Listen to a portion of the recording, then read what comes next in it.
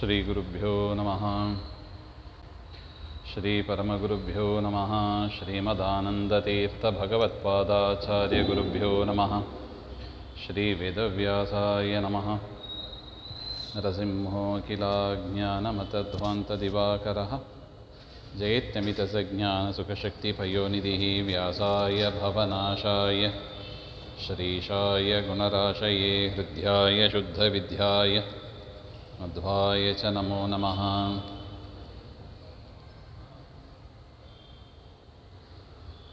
ಪ್ರಥಮೋ ಹನುಮಾನ್ ನಾಮ ದ್ವಿತೀಯೋ ಭೀಮ ಏವ ಚ ಪೂರ್ಣಪ್ರಜ್ಞಸ್ತೃತೀಯಸ್ತು ಭಗವತ್ಕಾರ್ಯಸಾಧಕಃ. ಪೂಜ್ಯಾಯ ರಾಘವೇಂದ್ರಾಯ ಸತ್ಯಧರ್ಮರತಾಯ ಚ ಭಜತಾಂ ಕಲ್ಪವೃಕ್ಷಾಯ ನಮತಾಂ ಕಾಮಧೇನವೇ. ದುರ್ವಾದಿಧ್ವಾಂತರವಯೇ ವೈಷ್ಣವೇಂದೀವರೇಂದವೇ ಶ್ರೀರಾಘವೇಂದ್ರಗುರವೇ ನಮೋ ಅತ್ಯಂತದಯಾಳವೇ. ಮೂಕೋಪಿ ಯತ್ಪ್ರಸಾದೇನ ಮುಕುಂದಶಯನಾಯತೆ ರಾಜರಾಜಾಯತೆ ರಿಕ್ತಃ ರಾಘವೇಂದ್ರಂ ತಮಾಶ್ರಯೇ. ಆಪಾದಮೌಲಿಪರ್ಯಂతం ಗುರುಣಾಮಾಕೃತಿಂ ಸ್ಮರೇತ್ ತೇನ ವಿಘ್ನಾಃ ಪ್ರಣಶ್ಯಂತಿ ಸಿದ್ಧ್ಯಂತಿ ಚ ಮನೋರಥಾಃ. ಶ್ರೀಗುರುಭ್ಯೋ ನಮಃ. ನಾರಾಯಣಾಯ ಪರಿಪೂರ್ಣಗುಣಾರ್ಣವಾಯ ವಿಶ್ವೋದಯಸ್ಥಿತಿಲಯೋ ನಿಯತಿಪ್ರದಾಯ ಜ್ಞಾನಪ್ರದಾಯ ವಿಬುಧಾಸುರಸೌಖ್ಯದುಃಖಸತ್ಕಾರಣಾಯ ವಿತತಾಯ ನಮೋ ನಮಸ್ತೆ. ನಾರಾಯಣಂ ನಮಸ್ಕೃತ್ಯ ನರಂ ಚೈವ ನರೋತ್ತಮಂ ದೇವೀಂ ಸರಸ್ವತೀಂ ವ್ಯಾಸಂ ತತೋ ಜಯಮುದೀರಯೇತ್. ಕೃಷ್ಣಾಯ ವಾಸುದೇವಾಯ ಹರಯೇ ಪರಮಾತ್ಮನೇ ಪ್ರಣತಃ ಕ್ಲೇಶನಾಶಾಯ ಗೋವಿಂದಾಯ ನಮೋ ನಮಃ. ಶ್ರೀಗುರುಭ್ಯೋ ನಮಃ.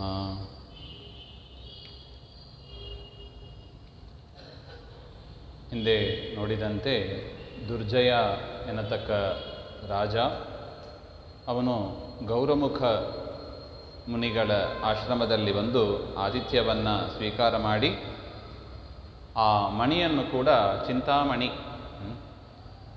ಚಿಂತಾಮಣಿಯನ್ನು ಕೂಡ ಅಪೇಕ್ಷೆ ಪಟ್ಟ, ಮಂತ್ರಿಯನ್ನು ಕಳಿಸಿದ ಹಾಗೆ ಅಂತ ನೋಡಿದ್ದೀವಿ. ಮಂತ್ರಿಗಳು ಹೋಗಿ ಕೇಳ್ತಾರೆ ಗೌರಮುಖ ಮುನಿ ಹತ್ರ. ಆಗ ಆ ಗೌರಮುಖ ಮುನಿ ಹೇಳ್ತಾರೆ,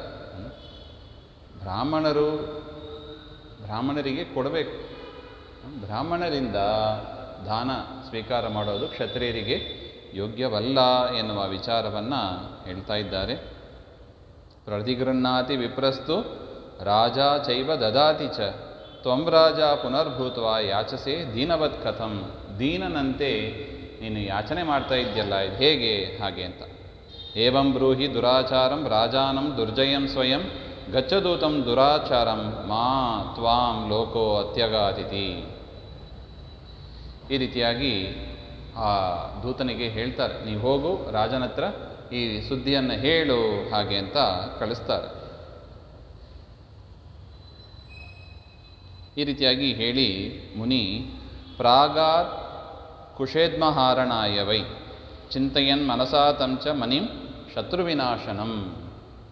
ಇಷ್ಟು ಹೇಳಿ ಆ ಗೌರಮುಖ ಮುನಿ ಕರ್ಮನಿರತರು. ಮುಂದಿನ ಕೆಲಸ ಏನಾಗಬೇಕು, ನಾಳೆ ಹೋಮ ಹವನಕ್ಕೆಲ್ಲ ಕಾರ್ಯಕ್ರಮಗಳು ಆಗಬೇಕಾಗಿದೆ. ಅದರಿಂದ ಕುಶ ಇದ್ಮ ಅಂದರೆ ಅದೇ ಅರಳಿಕಟ್ಟೆ ಇತ್ಯಾದಿ ಸಣ್ಣ ಸಣ್ಣ ಮರದ ತುಂಡುಗಳು, ಅದನ್ನೆಲ್ಲ ತರೋದಕ್ಕೆ ಅವರು ಕಾಡಿಗೆ ಹೊರಟು ಹೋಗ್ತಾ ಇದ್ದಾರೆ. ಮನಸಾ ತಂಚ ಮಣಿಂ, ಆ ಮನಸ್ಸಿನಲ್ಲಿ ಮಣಿಯನ್ನು ಚಿಂತನೆ ಮಾಡ್ತಾ ಶತ್ರು ನಾಶ ಮಾಡಲಿ, ಏನಾರು ತೊಂದರೆ ಮಾಡಿದರೆ ಶತ್ರು ನಾಶ ಮಾಡಲಿ ಅಂತ ಮನಸಾ ಚಿಂತನೆ ಮಾಡಿ ಅಲ್ಲಿಂದ ಹೊರಟು ಹೋಗ್ತಾರೆ. ಏವಮುಕ್ತಸ್ತದಾ ದೂತೋ ಜಗಾಮಚ ನೃಪಾಂತಿಕಂ ಕಥಯಾಮಾಸ ತತ್ಸರ್ವಂ ಯದುಕ್ತಂ ಬ್ರಾಹ್ಮಣೇನ ಚ. ಇಷ್ಟೆಲ್ಲ ಆದಮೇಲೆ ಆ ದೂತನು ಕೂಡ ಹೋಗಿ ಆ ರಾಜನ ಹತ್ರ, ದುರ್ಜಯ ರಾಜನ ಹತ್ರ ಆ ಬ್ರಾಹ್ಮಣ, ಗೌರಮುಖ ಬ್ರಾಹ್ಮಣ ಏನೇನು ಹೇಳಿದನೋ ಅದೆಲ್ಲವನ್ನು ಕೂಡ ತಿಳಿಸ್ತಾನೆ. ಆಗ ಅವನಿಗೆ ತುಂಬ ಸಿಟ್ಟು ಬಂತದೆ. ಕ್ರೋಧ ಪರೀತಾತ್ಮ, ಆ ಬ್ರಾಹ್ಮಣನ ಅಂದರೆ ಗೌರಮುಖ ಮುನಿ ಹೇಳಿದ ಮಾತನ್ನು ಕೇಳಿ ದೂತನ ಮುಖಾಂತರ ಭಾರಿ ಸಿಟ್ಟು ಬರುತ್ತದೆ.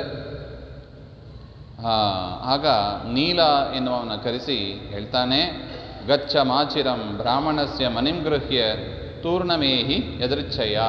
ಹೋಗು, ಆ ಸೇವಕನಿಗೆ ಹೇಳ್ತಾನೆ, ನೀನು ಹೋಗಿ ಆ ಮಣಿಯನ್ನು ಆಶ್ರಮದಿಂದ ತೆಗೆದುಕೊಂಡು ಬಾ ನೀನು ಹಾಗೆ ಅಂತ ಹೇಳ್ತಾನೆ. ಏವಮುಕ್ತಸ್ತದಾ ನೀಲಃ ಬಹುಸೇನಾ ಪರಿಚ್ಛದಃ ಜಗಾಮಚ ವಿಪ್ರಸ್ಯ ವನ್ಯಾಶ್ರಮ ಮಮಂಡಲಂ. ಈ ರೀತಿಯಾಗಿ ಆ ನೀಲ ಅಂದರೆ ದುರ್ಜಯನ ಭಟ ಅವನು ಅನೇಕ ಸೈನ್ಯರನ್ನು ಕರೆದುಕೊಂಡು ಹೋಗಿ ಆಶ್ರಮಕ್ಕೆ ಹೋಗಿ ಆ ಮಣಿಯನ್ನು ಅಪಹರಿಸುವ ಪ್ರಯತ್ನವನ್ನು ಮಾಡ್ತಾ ಇದ್ದಾರೆ. ಅಲ್ಲಿ ಅಗ್ನಿಹೋತ್ರ ಶಾಲೆಯಲ್ಲಿ ಆ ಮಣಿ ಪ್ರಜ್ವಲಿತವಾಗಿ ಇದೆ. ಅಗ್ನಿಹೋತ್ರ ಶಾಲೆಯಲ್ಲಿ ಇಟ್ಟಿದ್ದರು ಆ ಮಣಿಯನ್ನು. ಉತ್ತೀರ್ಯ ಸಂದನಾ ನೀಲ ಸೋಬರೋಹತ ಭೂತತಲೆ, ಅದನ್ನು ಎತ್ಕೊಳ್ಳಿ ಹೋಗಬೇಕು ಅಂತ ಹೇಳಿ ಆ ಮಣಿಯನ್ನು ತೆಗೆಯೋಕ್ಕೆ ಹೋಗ್ತಾರೆ. ನೀಲೇ ಪದ್ಮದಾರುಣೆ ಕ್ರೂರಬುದ್ಧಿಯ ಮಣೇಸ್ತಸ್ಮ ನಿರ್ಜಗ್ಮುಹು ಶಸ್ತ್ರಪಾಣಯ. ಆಗ ಆ ಮಣಿಯಿಂದ ಶಸ್ತ್ರಗಳನ್ನು ಕೈಲಿ ಹಿಡಿದ ಅನೇಕ ಭಟರು ಹೊರಗೆ ಬಂದರಂತೆ. ಸರತಾಹ ಸಧ್ವಜಾಹ ಸಾಶ್ವಾಹ ಸ ಬಾಣಾಹ ಸಾಸಿಚರ್ಮಿಣಃ, ಅನೇಕ ಆಯುಧಗಳನ್ನು ಹಿಡಿದುಕೊಂಡವರಾಗಿ ರಥ ಸಮೇತವಾಗಿ ಧ್ವಜದಿಂದ ಕೂಡಿದ, ಅಶ್ವಗಳಿಂದ ಕೂಡಿದ, ಬಾಣಗಳಿಂದ ಕೂಡಿದ, ಹಸಿ ಅಂದರೆ ಖಡ್ಗ, ಚರ್ಮ ಅಂದರೆ ಒಂದು ಶೀಲ್ಡ್ ಅಂತ ಹೇಳ್ತಾರೆ ನೋಡಿ, ಆ ಥರದ್ದು, ಅದನ್ನು ಚರ್ಮ ಅಂತ ಕರೀತಾರೆ. ಅದನ್ನೆಲ್ಲ ಧರಿಸಿದವರಾಗಿ ಅನೇಕ ಭಟರು ಅಲ್ಲಿಂದ ಹೊರಗೆ ಬರ್ತಾ ಇದ್ದಾರೆ. ನಿಶ್ಚೇರುಸ್ತಂ ಮಣಿಂಭಿತ್ವ ಅಸಂಖ್ಯೇಯ ಮಹಾಬಲಃ, ಮಣಿಯನ್ನು ಸೀಳಿಕೊಂಡು ಅನೇಕ ಭಟರು ಅಲ್ಲಿಂದ ಬಂದರು. ತತ್ರ ಸಜ್ಜ ಮಹಾಶೂರ ದಶಪಂಚ ಸಂಖ್ಯೆಯ ನಾಮಭಿಸ್ತಾನ್ ಮಹಾಭಾಗೆ ಕಥಯಾಮಿ ಶೃಣುಷ್ವತಾನ್. ಅದರಲ್ಲಿ 15 ಜನ ಪ್ರಧಾನವಾಗಿ ಬಂದರಂತೆ. ಆ ಮಣಿಯಿಂದ ಹೊರಗೆ ಬಂದವರಲ್ಲಿ 15 ಜನ ಪ್ರಧಾನವಾಗಿ ಇರ್ತಾರೆ. ಆ 15 ಜನರ ಹೆಸರನ್ನು ನಾನು ಹೇಳ್ತೇನೆ ಅಂತ ಭೂವರಾಹ ದೇವರು ಧರಣಿ ದೇವಿಗೆ ಹೇಳುವ ಮಾತು. ಸುಪ್ರಭೋ ದೀಪ್ತತೇಜ ಸುರಶ್ಮಿ ಶುಭದರ್ಶನ ಸುಕಾಂತಿ ಸುಂದರ ಸುಂದ ಪ್ರದ್ಯುಮ್ನ ಸುಮನಾ ಶುಭ ಸುಶೀಲ ಸುಖದ ಶಂಭು ಸುಧಾಂತ ಸೋಮಯೇವ ಚ. ಈ ರೀತಿಯಾಗಿ 15 ಜನ. ಈ 15 ಜನರು ನಾಯಕರು, ಆ ಸೇನೆಯ ನಾಯಕರು, ಪ್ರಧಾನ ಭಟರು ಹಾಗೆ ಅಂತ ಮಣಿಯಿಂದ ಹೊರಗೆ ಬಂದವರು ಅಂತ. ತಥೋ ವಿರೋಚನಂ ದೃಷ್ಟ ಬಹುಸೈನ್ಯ ಪರಿಷ್ಕೃತಂ ಯೋಧಯಾಮಾಸುರವ್ಯಗ್ರ ವಿವಿಧಾಯುಧ ಪಾಣಯ. ಆಗ ಆ 15 ಜನರು ಮತ್ತು ಇನ್ನು ಉಳಿದ ಸೈನ್ಯ ಅವರೆಲ್ಲರೂ ಕೂಡ ವಿರೋಚನ, ನೀಲ ಈ ರೀತಿಯಾದ ಅಸುರ ಸೈನ್ಯ ಅದನ್ನು ನೋಡಿ ಯುದ್ಧವನ್ನೇ ಮಾಡಿದರು ಅಂತ ಹೇಳ್ತಾ ಇದ್ದಾರೆ. ಧನುಂಷಿ ತೇಷಾಂ ಕನಕಪ್ರಭಾಣಿ ಶರಾನ್ ಜಂಬೂನದ ಪುಂಕನದ್ಧಾನ್ ಪತಂತಿ ಖಡ್ಗಾನಿ ವಿಭೀಷಣಾನಿ ಭುಷುಂಡಿಶೂಲಾ ಪರಮಪ್ರಧಾನಾ. ಅವರು ಎಲ್ಲವೂ ಕನಕಮಯವಾದ ಆಭರಣ, ಅಂದರೆ ಆ ಧನುಸ್ಸು, ಆ ಬಾಣ ಎಲ್ಲವೂ ಕೂಡ ಬಂಗಾರಮಯವಾಗಿತ್ತಂತೆ. ಅಂತಹ ಶ್ರೇಷ್ಠವಾದ ಆಯುಧಗಳು. ಪತಂತಿ ಖಡ್ಗಾನಿ ವಿಭೀಷಣಾನಿ, ಭಯಂಕರವಾದ ಖಡ್ಗಗಳು ಮತ್ತು ಶೂಲಗಳು, ಇದನ್ನೆಲ್ಲ ಧರಿಸಿದವರಾಗಿ ಅವರು ಬಂದಿದ್ದರು. ರಥೋರಥಂ ಸಂಪರಿವಾರ್ಯತಸ್ಥೌ ರಾಜ ಗಜಸ್ಯಾಪಿ ಹಯೋ ಹಯಸ್ಯ. ಗಜದಲ್ಲಿದ್ದವರಿಗೂ ಯುದ್ಧ, ಹಯದಲ್ಲಿದ್ದವರಿಗೂ ಹಯದಲ್ಲಿ ಕುದುರೆಯಲ್ಲಿ ಕೂತವರಿಗೂ ಯುದ್ಧ, ರಥದಲ್ಲಿದ್ದವರಿಗೂ, ಇನ್ನು ಕಾಲ್ನಡಿಗೆಯಲ್ಲಿ ಯುದ್ಧ ಮಾಡುವವರಿಗೆ ಅವ್ರ ಜೊತೆಗೇನೆ ಯುದ್ಧ ಅಂತ ಈ ರೀತಿಯಾಗಿ ಯುದ್ಧಗಳು ನಡೀತಾ ಇತ್ತು. ದ್ವಂದ್ವಾನ್ ಅನೇಕಾನಿ ತಥೈವ ಯುದ್ಧೇ ದ್ರವಂತಿ ಶೂರಾಹ ಪರಿಭರ್ಸೆಯಂತಹ. ಅನೇಕ ಜನರಿಗೆ ದ್ವಂದ್ವ ಯುದ್ಧ ಅಂದರೆ ಪರಸ್ಪರ ಯುದ್ಧ ಮಾಡಿಕೊಳ್ಳೋದು, ಅಂತಹ ಯುದ್ಧ ನಡೆಯಿತು. ತಥಾ ಪ್ರವೃತ್ತೆ ತುಮಲೇತ ಯುದ್ಧೇ ಹತಸ್ಸ ರಾಜ್ಞ ಸಚಿವೋ ವಿಸಂಜ್ಞ ಎನ್ನುವ ಒಂದು ಮಂತ್ರಿ, ಅವರೆಲ್ಲರೂ ಕೂಡ ಆ ಯುದ್ಧದಲ್ಲಿ ನಾಶವಾಗ್ತಾರೆ. ಸಹಾನುಗ ಸರ್ವಫಲೈರುಪೇತೋ ಜಗಾಮ ವೈವಸ್ವತ ಮಂದಿರಾಯ ತಸ್ಮಿನ್ ಹತೆ ದುರ್ಜಯ ರಾಜಮಂತ್ರಿನಿ ಉಪಾಯಯೋಸ್ವೇನ ಬಲೇನ ರಾಜ. ಮೊದಲು ರಾಜ ಬಂದಿಲ್ಲ, ದುರ್ಜಯ ರಾಜ ಬಂದಿಲ್ಲ. ಈ ಮಂತ್ರಿಗಳು, ಈ ಸಣ್ಣ ಒಂದು ಪೋರ್ಷನ್, ಅವರು ಸೈನ್ಯ ಮಾತ್ರ ಯುದ್ಧ ಮಾಡಿದರು. ಆದರೆ ಅವರೆಲ್ಲ ಕೂಡಲೇ ಸತ್ತೋಗ್ತಾರೆ. ಕೆಲವರು ಉಳಿದವರು ಹೋಗಿ ರಾಜನ ಹತ್ರ ಆ ಸುದ್ದಿಯನ್ನು ಹೇಳ್ತಾ ಇದ್ದಾರೆ. ಆಗ ದುರ್ಜಯನೇ ಬರ್ತಾನೆ. ಸದುರ್ಜಯ ಸಾಶ್ವರಥೋ ಅತಿತೀವ್ರ ಪ್ರತಾಪವಾನ್ ಸ್ಥೈರ್ ಮಣಿಜೈರ್ ಯುಯೋಧ. ಒಳ್ಳೆ ರಥದಲ್ಲಿ ಕುಳಿತವನಾಗಿ ದುರ್ಜಯ ಆ ಮಣಿಯಿಂದ ಹುಟ್ಟಿದವರು, ಆ ಸೈನ್ಯ, ಅವ್ರ ಜೊತೆಗೆ ಯುದ್ಧವನ್ನು ಮಾಡಿದ ಅಂತ ಹೇಳ್ತಾ ಇದ್ದಾರೆ. ತತಸ್ತಸ್ಮಿನ್ ಸದಾರಾಜ್ಞೋ ಮಹತ್ ಕದನ ಮಾಂ ಬಭೌ ತಥೋ ಹೇತೃಪ್ರಹೇತೃಭ್ಯಾಂ ಶ್ರುತ್ವಾ ಜಾಮಾತರಂ ರಣೇ ಯುದ್ಧಮಾನಂ ಮಹಾಬಾಹುಂ ತತಸ್ತ್ವಾಯಯುತ್ ಚಮೂಹು ತಸ್ಮಿನ್ ಫಲೇತು ದೈತ್ಯಾಹ ಏತಾನ್ ಶೃಣುಷ್ವ ಧರೇರಿತಾಂ. ಈ ರೀತಿಯಾಗಿ ಆ ದೈತ್ಯರ ಕಡೆಯಿಂದಲೂ ಕೂಡ 15 ಜನ ಯುದ್ಧ ಮಾಡಿದರು ಅಂತ ಹೇಳ್ತಾ ಇದ್ದಾರೆ. ಅಲ್ಲಿ ಪ್ರಬಲರು ಯಾರು ಅವ್ರನ್ನು ಕೂಡ ಹೇಳ್ತಾ ಇದ್ದಾನೆ. ಪ್ರಗಸಃ, ವಿಘಸಃ, ಸಂಗಸಃ, ಅಶನಿಸಪ್ರಭಃ, ವಿದ್ಯುತ್ಪ್ರಭಃ, ಸುಘೋಷಃ, ಉನ್ಮತ್ತಾಕ್ಷಃ, ಭಯಂಕರಃ, ಅಗ್ನಿದಂತಃ, ಅಗ್ನಿತೇಜಾಃ, ಬಾಹುಶಕ್ರಃ, ಪ್ರತರ್ಧನಃ, ವಿರಾದಃ, ಭೀಮಕರ್ಮ, ವಿಪ್ರಚಿತ್ತಿಸ್ತಥೈವ ಚ ಏತೆ 15 ಶ್ರೇಷ್ಠಾಃ ಅಸುರಾಃ ಪರಮಾಯುಧಾಃ. ಈ ರೀತಿಯಾಗಿ 15 ಜನರು ಆ ದೈತ್ಯರ ಕಡೆಯಲ್ಲೂ ಕೂಡ ಭಾರಿ ಇದ್ದರು ಹಾಗೆಂಬ ಒಂದು ವಿಚಾರ ನಾವು ಭಗವದ್ಗೀತೆಯಲ್ಲೂ ಕೂಡ ನೋಡ್ತೀವಿ. ಆರಂಭದಲ್ಲಿ ಬರುವ ವಿಚಾರ ಹೀಗೆ, ಯಾರ್ಯಾರು ಕೌರವ ಕಡೆಯಲ್ಲಿ ಪ್ರಧಾನರು ಯಾರು, ಪಾಂಡವರ ಕಡೆ ಪ್ರಧಾನರು ಯಾರು, ಈ ರೀತಿಯಾದ ಒಂದು ಹೆಸರುಗಳನ್ನು ನಾವು ಕಾಣ್ತೀವಿ. ಅದೇ ರೀತಿಯಾಗಿ ಇಲ್ಲೂ ಕೂಡ ಪರಮಾತ್ಮ ಹೇಳ್ತಾ ಇದ್ದಾನೆ. ಅಕ್ಷೌಹಿಣಿ ಪರಿವಾರ ಏಕೈಕತ್ರೋ ಪೃಥಕ್ ಪೃಥಕ್. ಒಬ್ಬೊಬ್ಬರು ಕೂಡ ಒಂದು ಅಕ್ಷೌಹಿಣಿ ಪರಿವಾರ, ಅಷ್ಟೊಂದು ಪರಿವಾರ ಉಳ್ಳವರಾಗಿ ಅವರಲ್ಲಿಗೆ ಬಂದಿದ್ದರು ಅಂತ ಹೇಳ್ತಾ ಇದ್ದಾರೆ. ಮಹಾಮಾಯಾಸ್ತು ಸಮರೆ ದುರ್ಜಯಸ್ಯ ಮಹಾತ್ಮನಃ ಯುಯುದುರ್ ಮಣಿಜೈ ಸಾರ್ಧಂ. ಇವರೆಲ್ಲರೂ ಕೂಡ ಆ ಮಣಿಯಿಂದ ಹುಟ್ಟಿದವರು. ಅವರ ಜೊತೆಗೆ ಮಾಯಾಯುದ್ಧೆ, ಮಾಯಾಯುದ್ಧವನ್ನು ಪ್ರಯೋಗ ಮಾಡ್ತಾ ಇದ್ದರು. ಆ ರೀತಿಯಾಗಿ ಎಲ್ಲ ಕೂಡ ಯುದ್ಧ ಮಾಡಿದರು ಅಂತ ಹೇಳ್ತಾ ಇದ್ದಾರೆ. ಸುಪ್ರಭಃ ಪ್ರಗಸಂ ತ್ವಾಜೋ ತಾಡಯಾಮಾಸ ಪಂಚಭಿಃ ಶರೈರಾಶಿ ವಿಶಾಕಾರೈ ಪ್ರತಪ್ತೈ ಪತಗೈರಿವ. ಸುಪ್ರಭ, ಪ್ರಗಸ ಇವರನ್ನೆಲ್ಲ ಸಂಹಾರ ಮಾಡ್ತಾರೆ. ತದನಂತರ ಅಶ್ನಿಪ್ರಭ ಮತ್ತು ಶುಭದರ್ಶನ, ವಿದ್ಯುತ್ ಪ್ರಭ ಅವರೆಲ್ಲರೂ ಕೂಡ ನಾಶವಾಗ್ತಾ ಇದ್ದಾರೆ. ಈ ರೀತಿಯಾಗಿ ಆ ದೈತ್ಯರ ಒಂದು ಗುಂಪು ಏನಿದೆ, ಸೈನ್ಯ, ಅದೆಲ್ಲವೂ ಕೂಡ ನಾಶವಾಗ್ತದೆ ಹಾಗೆ ಅಂತ ಹೇಳ್ತಾ ಇದ್ದಾರೆ. ಯಾವತ್ ಸಂಗ್ರಾಮ ಘೋರೋ ವೈ ಮಹಾಂಸ್ತೇಷಾಂ ವ್ಯವರ್ಧತ ತಾವತ್ ಸಮಿತ್ಕುಶಾದೀನಿ ಘೃತ್ವಾ ಗೌರಮುಖೋ ಮುನಿ.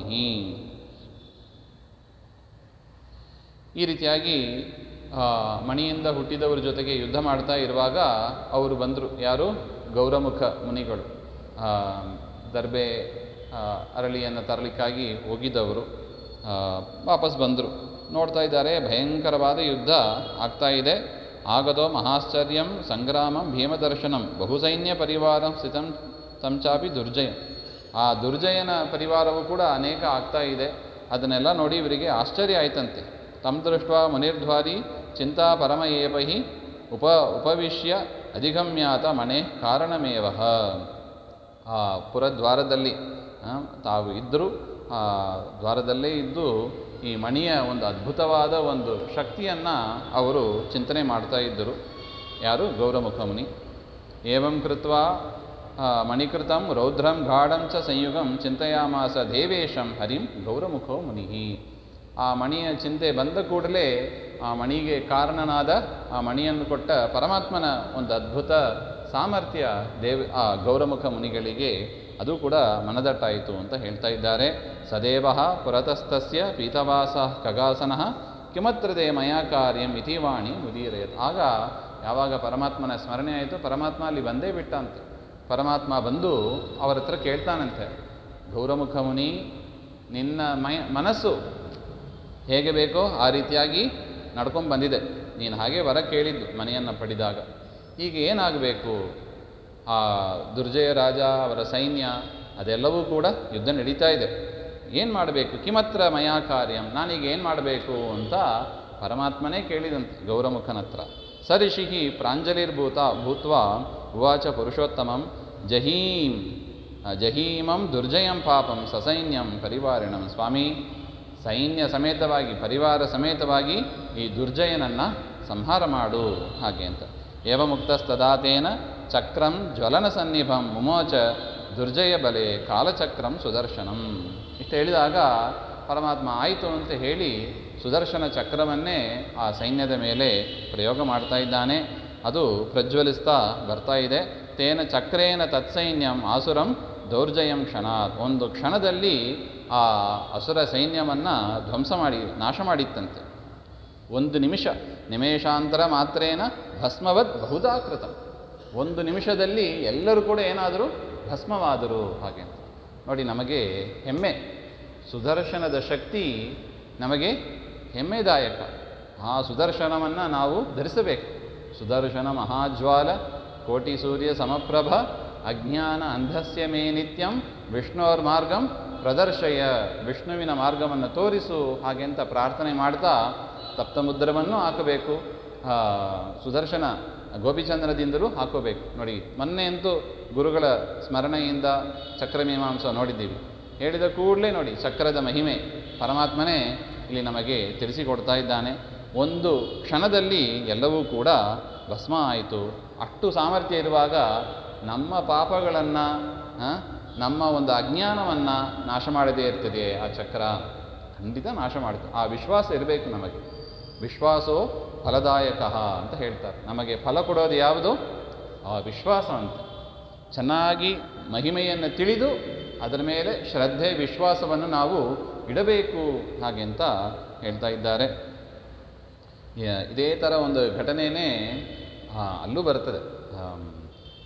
ಭವಿಷ್ಯೋತ್ತರ ಪುರಾಣದಲ್ಲಿ ಶ್ರೀನಿವಾಸ ಕಲ್ಯಾಣ ಮಹಾತ್ಮ್ಯ ಹೇಳುವಾಗಲೂ ಕೂಡ ಅಲ್ಲಿ ವೃಷಭಾಚಲ ಅಂತ ಯಾಕೆ ಹೆಸರು ಬಂತು ಅಂತ ಕೇಳಿದಾಗ, ವೃಷಭ ಎನ್ನತಕ್ಕ ಅಸುರ, ಇದೇ ಥರ ಅಸುರರ ಗುಂಪು ಅಲ್ಲಿ ಒಂದು ಇತ್ತು. ಅಲ್ಲಿದ್ದ ಮುನಿಗಳನ್ನೆಲ್ಲ ಅವರು ತೊಂದರೆ ಕೊಡ್ತಾ ಇದ್ದರು.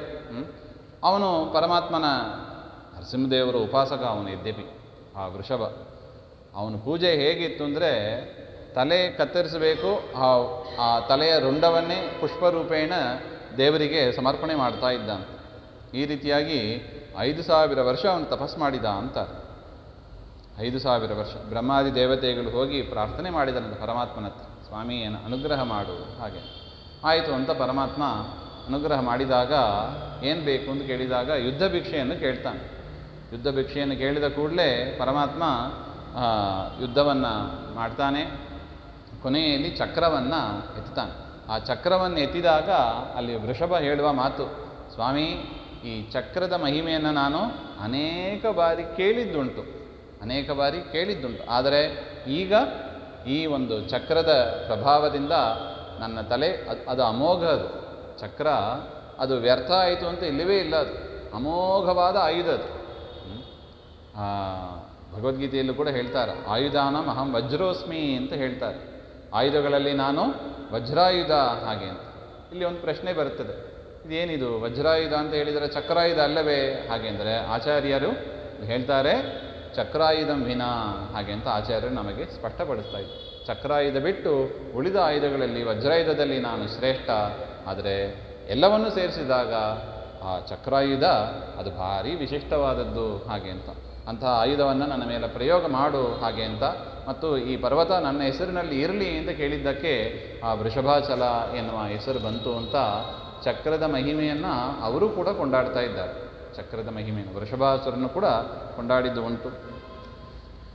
ಅಂಥ ಒಂದು ಚಕ್ರವನ್ನು ಅಶ್ವತ್ಥಾಮಾಚಾರ್ಯರು ಒಂದು ಸಲ ತಾವು ಪಡೀಬೇಕು ಅಂತ ಹೊರಟ್ರಂತೆ.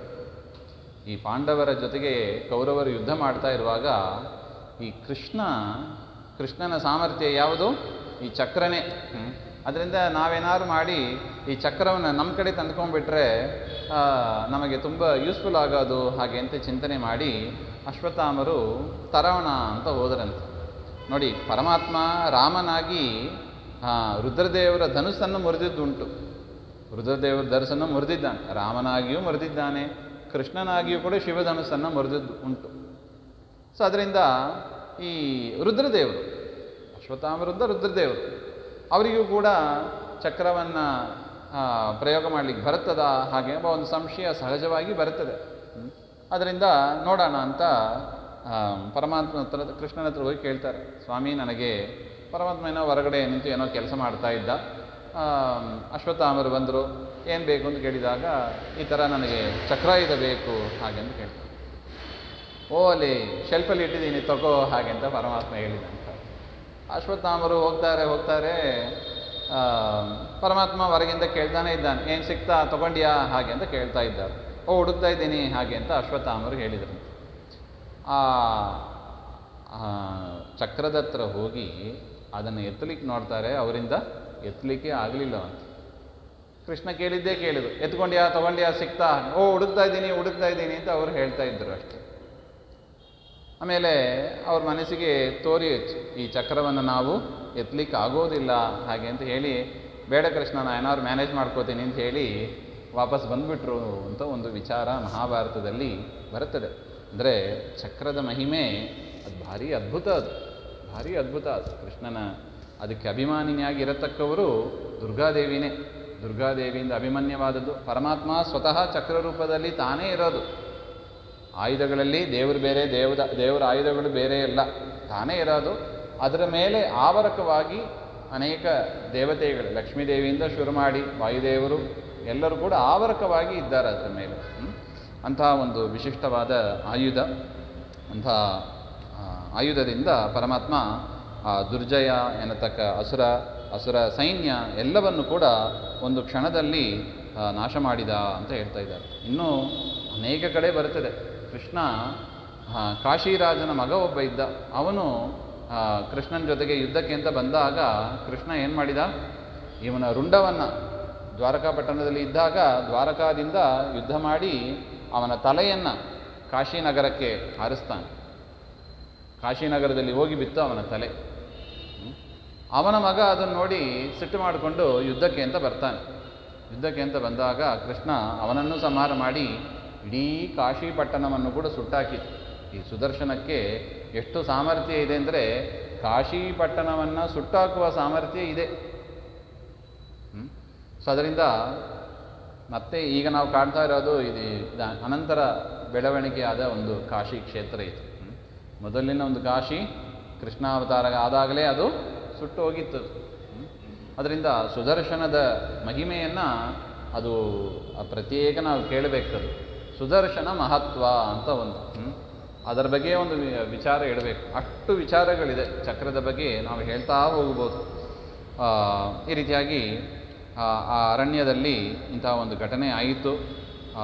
ಪರಮಾತ್ಮ ಹೇಳ್ತಾನಂತೆ, ಅದಾದ ಮೇಲೆ ನಿಮಿಷೇನ ಇದಂ ನಿಹತಂ ದಾನವಂ ಬಲಂ ಏವಂ ಕೃತ್ವ ತಥೋ ದೇವೋ ಮುನಿಂ ಗೌರಮುಖಂ ತದ. ಈ ರೀತಿಯಾಗಿ ಪರಮಾತ್ಮ ಒಂದು ಕ್ಷಣದಲ್ಲಿ ಎಲ್ಲವನ್ನು ನಾಶ ಮಾಡಿ ಒಂದು ನಿಮಿಷದಲ್ಲಿ ಈ ದಾನವರ ಸೈನ್ಯವನ್ನೇ ಸಂಹಾರ ಮಾಡಿದ್ದರಿಂದ ಈ ಕ್ಷೇತ್ರಕ್ಕೆ ನೈಮಿಷಾರಣ್ಯ ಎನ್ನುವ ಹೆಸರು ಬರಲಿ ಹಾಗೆ ಅಂತ ಪರಮಾತ್ಮನೇ ಅನುಗ್ರಹ ಮಾಡಿದ್ದು.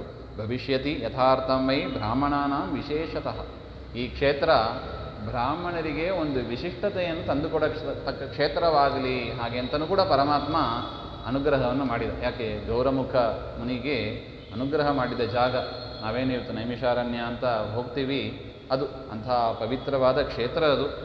ಅಹಂಚ ಯಜ್ಞಪುರುಷಃ ಏತಸ್ಮಿನ್ ಮನಗೋಚರೆ. ನಾನು ಯಜ್ಞಪುರುಷನಾಗಿ ಆ ಕ್ಷೇತ್ರದಲ್ಲಿ ನೆಲೆಸಿರ್ತೇನೆ ಹಾಗೆ ಅಂತ ಪರಮಾತ್ಮ ಹೇಳಿ, ನಾಮ್ನಾ ಯಾಜ್ಯಯ ಸದಾಚೇಮೆ ದಶಪಂಚಚ ನಾಯಕಾಹ. ಯಾರು 15 ಜನ ನಾಯಕರು ಅಂತ ಪರಮಾತ್ಮ ಹಿಂದೆ ಹೇಳಿದ್ದ.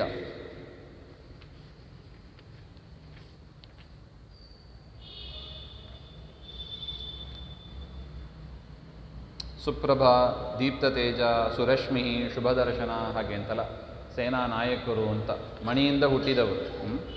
ಆ ಮಣಿಯಿಂದ ಹುಟ್ಟಿದ ನಾಯಕರನ್ನು ಅಲ್ಲಿ ಹೋಗಿ ನಾವು ವಿಶೇಷವಾಗಿ ಪೂಜೆಯನ್ನು ಮಾಡಬೇಕಂತ.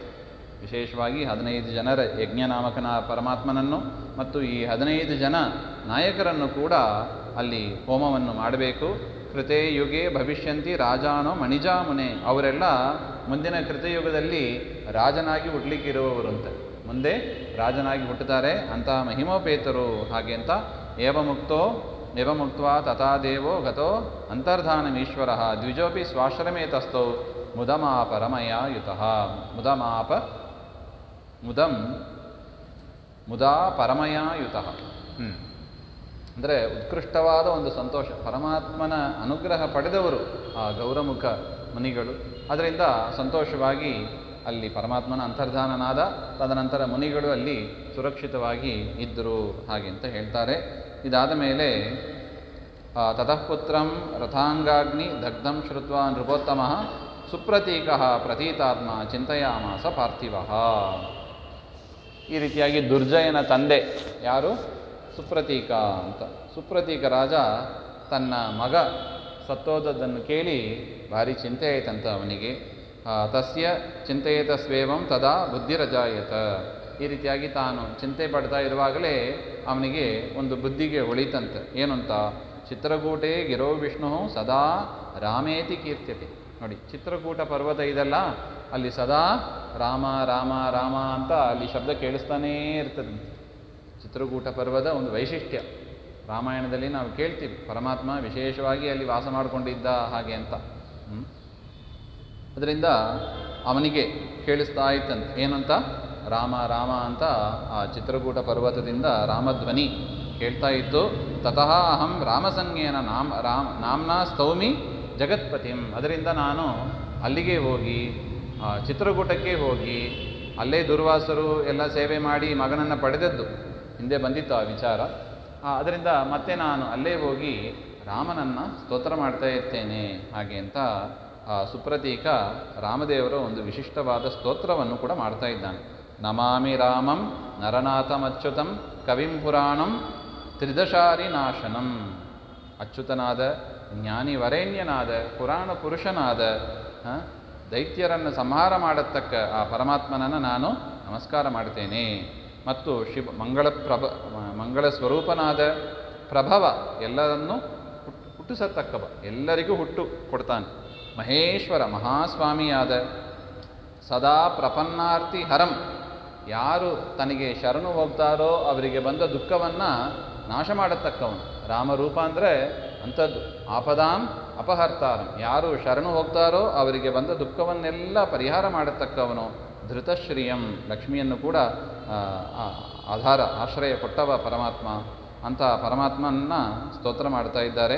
ಭವಾನ್ ಸದಾ ದೇವ ಸಮಸ್ತ ತೇಜಸಾಂ ಕರೋಷಿ ತೇಜಾಂಸಿ ಸಮಸ್ತ ರೂಪದೃಕ್ ಕ್ಷಿತೋ ಭವಾನ್ ಪಂಚಗುಣಸ್ತತ ಜಲೆ ಚತುಃಪ್ರಕಾರ ತ್ರಿವಿಧೋತ ತೇಜಸಿ ದ್ವಿಧೋತ ವಾಯು ವಿಯತಿ ಪ್ರತಿಷ್ಠೋ ಭವಾನ್ ಹರೇ ಶಬ್ದ ವಪುಃಪಮಾನಸಿ. ಸ್ವಾಮಿ, ನೀನು ಎಂಥವ ಇದ್ದಿ ಅಂದರೆ ಒಂದೊಂದು ಪದಾರ್ಥದಲ್ಲಿ ಅನೇಕ ರೂಪದಿಂದ ಇದ್ದಿ ಎನ್ನುವ ಒಂದು ವಿಚಾರವನ್ನು ತೋರಿಸಿಕೊಡ್ತಾ ಇದ್ದಾರೆ. ಇದು ಒಳ್ಳೆ ವಿಚಾರ, ಮಾಡಬೇಕಾದ ವಿಚಾರ. ಅಂದರೆ ಒಂದು ರೀತಿಯಾಗಿ ತಾರತಮ್ಯವನ್ನು ಕೂಡ ಹೇಳತಕ್ಕ ವಿಚಾರ. ಪಂಚಭೂತಗಳು ಅಂತ ನಾವು ನೋಡಿದ್ದೀವಿ. ಪೃಥ್ವಿ, ಅಪ್, ತೇಜಸ್ಸು, ವಾಯು, ಆಕಾಶ ಹಾಗೆ ಅಂತ. ಆಕಾಶದಲ್ಲಿ ಅಂದರೆ ಪೃಥ್ವಿಯಲ್ಲಿ ಕೆಳಗಿಂದ ಹೋಗೋಣ. ಕೊನೆಯಲ್ಲಿ ಹುಟ್ಟಿದ್ದು ಯಾವುದು? ಪೃಥ್ವಿ. ಅದರಲ್ಲಿ ಮೇಲಿನ 4 ಗುಣಗಳು ಕೂಡ ತುಂಬಿ ಇದೆ ಹಾಗೆ ಅಂತ. ಅಂದರೆ ರೂಪ, ರಸ, ಗಂಧ, ಸ್ಪರ್ಶ, ಶಬ್ದ 5 ಗುಣಗಳು ಕೂಡ ಎಲ್ಲಿ ತುಂಬಿದೆ? ಪೃಥ್ವಿಯಲ್ಲಿ ತುಂಬಿದೆ. ನೋಡಿ, ಪೃಥ್ವಿಗೆ ಒಂದು ರೂಪ ಇದೆಯಾ? ಪೃಥ್ವಿಗೆ ರೂಪ ಇದೆ. ಒಂದು ರಸ ಇದೆಯಾ? ಒಂದು ಟೇಸ್ಟ್ ಇದ್ದೇ ಇದೆ. ಗಂಧ ಇದೆಯಾ? ಗಂಧವೂ ಇದೆ, ಅಂದರೆ ಸ್ಮೆಲ್ ಬರುತ್ತದೆ. ಸ್ಪರ್ಶ ಮಾಡಲಿಕ್ಕಾಗ್ತದಾ? ಸ್ಪರ್ಶ ಮಾಡಲಿಕ್ಕಾಗ್ತದೆ. ಶಬ್ದದ ಗುಣವೂ ಕೂಡ ಅಲ್ಲಿ ಇದೆ ಹಾಗೆ ಅಂತ. ಈ ರೀತಿಯಾಗಿ ಪೃಥ್ವಿಯಲ್ಲಿ 5 ಇದ್ದರೆ ಪೃಥ್ವಿ ಹುಟ್ಟಿದ್ದು ಯಾವುದು? ಜಲ. ಜಲದಲ್ಲಿ ಎಷ್ಟು ಗುಣ ಇದೆ? 4 ಗುಣ ಇದೆ. ಯಾವುದು ಬಿಟ್ಟು? ಗಂಧ ಬಿಟ್ಟು. ರೂಪ, ರಸ, ಸ್ಪರ್ಶ, ಶಬ್ದ ಹಾಗೆ ಅಂತ 4 ಗುಣಗಳು ಕೂಡ ನೀರಿನಲ್ಲಿ ಇದೆ ಹಾಗೆ ಅಂತ. ಆ ನೀರು ಹುಟ್ಟಿದ್ದು ತೇಜಸ್ಸಿನಿಂದ. ತೇಜಸ್ಸಿನಲ್ಲಿ ಎಷ್ಟು ಗುಣ ಇದೆ? 3 ಗುಣ ಇದೆ. ಯಾವುದು?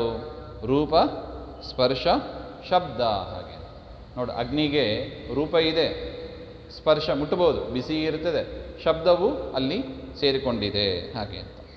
ಇನ್ನು ವಾಯು, ವಾಯುವಿನಲ್ಲಿ ಏನಿಲ್ಲ? ರೂಪ ಇಲ್ಲ, ರೂಪ ಮೈನಸ್ ಆಯಿತು. ಸ್ಪರ್ಶ ಮತ್ತು ಶಬ್ದ ಎರಡೇ ಇರೋದು. ಇನ್ನು ಆಕಾಶ, ಆಕಾಶದಲ್ಲಿ ಶಬ್ದ ಮಾತ್ರ, ಅಲ್ಲಿ ಏನಿಲ್ಲ, ಸ್ಪರ್ಶವೂ ಇಲ್ಲ. ಆಕಾಶವನ್ನು ಮುಟ್ಲಿಕ್ಕಾಗ್ತದಾ? ಮುಟ್ಲಿಕ್ಕಾಗೋದಿಲ್ಲ. ನೋಡಿ, ಇದು ಹಿಂದಿನವರು ಕಂಡುಕೊಂಡ ಒಂದು ಸೂಕ್ಷ್ಮ ವಿಚಾರ ಇದೆಲ್ಲ. ಇದೇನು ಮಹತ್ವ ಅಂತ ಹೇಳ್ಬೋದು. ಆದರೆ ಅಲ್ಲಿ ಆ ರೀತಿಯಾದ ಗುಣಗಳು ಇರೋದಕ್ಕೆ ಯಾರು ಕಾರಣ? ರಾಮ, ನೀನೇ ಕಾರಣ ಹಾಗೆ ಅಂತ ಸುಪ್ರತೀಕ ರಾಜ ರಾಮನನ್ನು ಕೊಂಡಾಡ್ತಾನೆ. ನೋಡಿ, ದ್ವಿಧೋತ ವಾಯೋ ವಿಯತಿ ಪ್ರತಿಷ್ಠೋ ಭವಾನ್ ಹರೇ ಶಬ್ದ ವಪುಃಪಮಾನಸಿ. ಸ್ವಾಮಿ, ಈ ಗುಣ ಈ ಪದಾರ್ಥಗಳಲ್ಲಿ ಬರೋದಕ್ಕೆ ನೀನೇ ಕಾರಣ ಹಾಗೆ ಅಂತ. ಆಕಾಶದಲ್ಲಿ ಶಬ್ದ ಅಂದರೆ ಏನು ಅರ್ಥ? ಅಂದರೆ ಶಬ್ದ ಟ್ರಾವೆಲ್ ಮಾಡೋದು ಆಕಾಶದಲ್ಲೇ. ಆ ರೀತಿಯಾಗಿ ಆಕಾಶದಲ್ಲಿ ಶಬ್ದ ಇದೆ ಅಂತ. ಅಂದರೆ ಶಬ್ದದ ಗುಣ ಅದು ಆಕಾಶದ್ದು ಅಂತ. ಅಷ್ಟು ಮಾತ್ರ ಅಲ್ಲ, ಭವಾನ್ ಶಶಿ ಸೂರ್ಯ ಹುತಾಶನೋಸಿ, ನೀನೇ ಸೂರ್ಯ, ಚಂದ್ರ, ಅಗ್ನಿ ಮೂರೂ ಕೂಡ ನೀನೇ ಹಾಗೆ ಅಂತ. ಅದರಿಂದ ನಾವು ಪಂಚಭೂತಗಳನ್ನು ನೋಡಿದಾಗಲೂ ಸರಿ, ಪಂಚಭೂತದಲ್ಲಿ ಇರುವ ಗುಣಗಳನ್ನು ನೋಡಿದಾಗಲೂ ಸರಿ, ಅನುಭವಿಸಿದಾಗಲೂ ಸರಿ, ಸೂರ್ಯ, ಚಂದ್ರ, ಅಗ್ನಿಗಳನ್ನು ನೋಡಿದಾಗಲೂ ಸರಿ, ನಮಗೆ ಯಾರು ನೆನಪಾಗಬೇಕು? ಪರಮಾತ್ಮನ ನೆನಪಾಗಬೇಕು ಎನ್ನುವ ವಿಚಾರವನ್ನು ಇಲ್ಲಿ ತಿಳಿಸಿಕೊಡ್ತಾ ಇದ್ದಾರೆ. ಸ್ತುತೋಸಿ ರಾಮೇತಿ ಜಗತ್ಪ್ರತಿಷ್ಠಂ, ನೀನು ಭವತ್ಪ್ರತಿಷ್ಠಂ ರಮತೆ ಜಗತ್ಯತಃ, ನಿನಗೆ ರಾಮ ಅಂತ ಹೆಸರು. ಯಾಕೆ ಹಾಗೆ ಅಂದರೆ ರಮತೆ ಜಗತ್ತು ಯತಃ, ರಮತೆ ಜಗತ್ತು ಯತಃ, ಯಾರಿಂದ ಈ ಜಗತ್ತು ಸಂತೋಷ ಪಡುತ್ತದೆಯೋ ಅವನಿಗೆ ರಾಮ ಅಂತ ಹೆಸರು. ಆಹ್ಲಾದಕರ ರೂಪ ಅದು ರಾಮರೂಪ ಹಾಗೆಂತ ಹೇಳ್ತಾ ಇದ್ದಾರೆ. ಇನ್ನು ಸ್ತೋತ್ರ ಇದೆ. ಭವಾರ್ಣವೇ ದುಃಖ ತರೋರ್ಮಿ ಸಂಕುಲೆ